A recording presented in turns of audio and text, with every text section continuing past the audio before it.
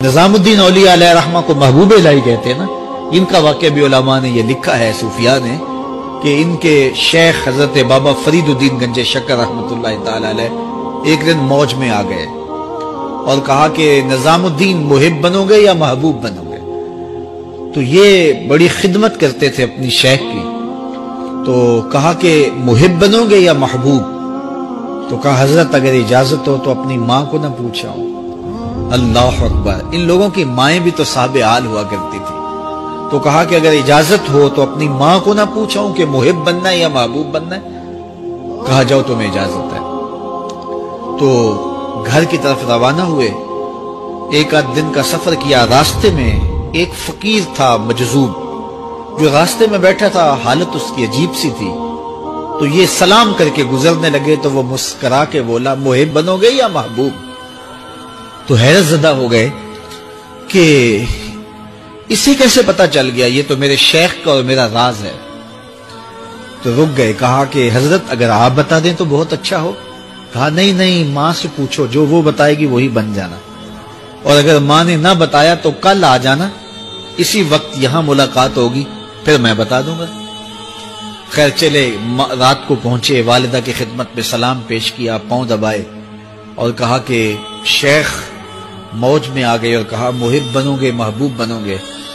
تو میں نے کہا ماں سے پوچھ لوں. تو میں اماں جی آپ سے پوچھنے آیا ہوں، راستے میں یہ واقعہ بھی ہوا.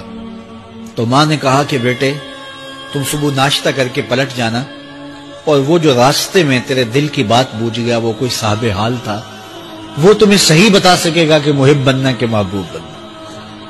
خیر یہ صبح ناشتہ کر کے ماں کے پاؤں پکڑے، اجازت طلب کی اور واپس نکلے.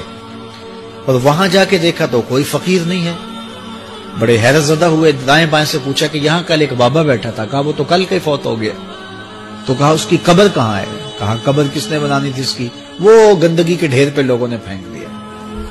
دل میں بڑے حیرت زدہ ہوئے، اتنا با کمال تھا، لیکن اپنی حالت یہ. خیر وہاں چلے گئے اور جا کے کھڑے ہو کے پوچھنے لگے بندہ خدا دل کی باتیں بوجھتا تھا اور میرے ساتھ وعدہ کیا تھا کہ اگر ماں نے نہ بتایا تو کل آنا، اور اپنا پتہ ہی نہیں تھا کہ کیا ہونے والا ہے.